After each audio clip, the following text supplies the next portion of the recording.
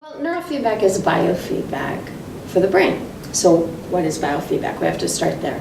So biofeedback is any time that you get information about your body, your physiology, that you wouldn't otherwise be able to get without instrumentation. So if you take, if you prick your finger and you check your sugar level, for example, well, you got some information about your physiology that you couldn't get just by going, oh, I think my blood sugar is at, you needed instrumentation. When you weigh yourself, you need instrumentation. But where biofeedback becomes a therapy is when there's something you can do with that information quickly. So with some of our processes, with some of our body functions, we can affect a change immediately if we get the information in real time. So, for example, you can change your temperature. You can put a thermometer, you can get a really thin thermometer, just stick it on your finger and look and try to raise or lower the temperature. And you'll be surprised to find out that you actually can do that. So, autism is my specialty. It's what I'm known for. But I treat families, so I treat everything. I have lots of Parkinson's clients. I have a few Alzheimer's clients. I have quite a few brain injury clients, whether it was stroke or they fell or whatever. Bipolar, dyslexia, schizophrenia. I mean, once you go into someone's home and you bring this therapy to them and you make such a huge difference, word's out. Next thing you know, all the aunts and the uncles and the, they either come or they stay away. It's very interesting. They either come in droves to that therapy and all want it, or they go, oh, you're changing my expectations of life. I'm going to stay away. I don't want to know. I don't want to know. I don't want to know. But we win eventually. When I first came to neurofeedback, I came to this particular type of neurofeedback. I came to EEGer, and I was just a mom. Right, just a mom going, I can learn this, and watch me go to the top, because I'm going to fix everybody. So, I got lucky. I got very lucky, because Dr. Burke was very quickly brought me into his clinic, and so I learned from somebody who really understood the brain.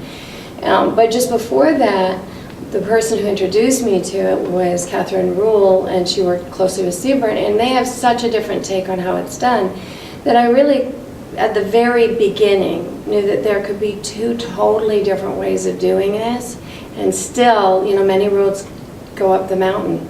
Still, you could get great effect. And so I, in that, felt a freedom to be who I was, to think how I think, to find a way to use my thinking and apply it to EEGer. And EEGer fits me because EEGer gives you really basic information, meaning that you see the data, you see the brainwave, you see. It doesn't try to wrap it up in mystery and say these are the protocols and we're not really going to let the clinicians understand what they're doing. So if you're going to work this other system that doesn't give you all that information, then you have to sort of do it a certain way. If you're going to Z-score, you have to do it towards norms. If you're going to, and we can be varied. We can be so varied, it's scary. Like, I'd have to read the manual for a million years to understand everything Howard's put in there.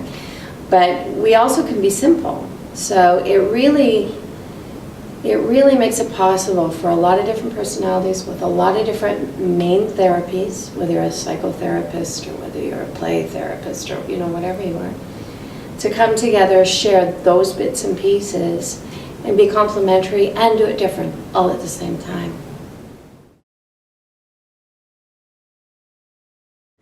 Well, learn about the brain. That's probably my baby, but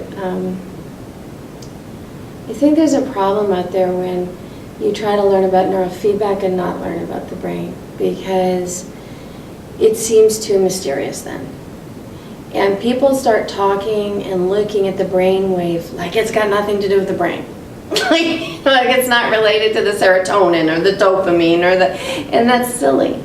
Or they jump over that and think I'm dealing with the amygdala and not thinking about the cascade effect, all the different things that are actually happening. And that we're not even dealing, it's through feedback loops that we are. And if you don't have a sense of the wonder and the enormity and the plasticity of the brain, I think that you're going to get lost trying to understand how to use this wonderful tool. But if you learn about the brain, just like because it's so interesting and curious anyway, you don't have to read textbook information on the brain. Read the pop psychology. That's okay. Read, the right brain, and there's lots of them, and they're interesting to read. And each time you get a little bit of info and a little bit of info and a little bit of info. Without that, I think you'll be traveling around going letters and numbers and, CZ and 12 to 15 and right and left. And I just think you're going to feel like you can't get a purchase in a way of thinking and moving forward and generalizing. If you can't generalize, then you can't really treat outside of this one particular problem that you start out with and just happen to find an answer for. So I say learn about the brain.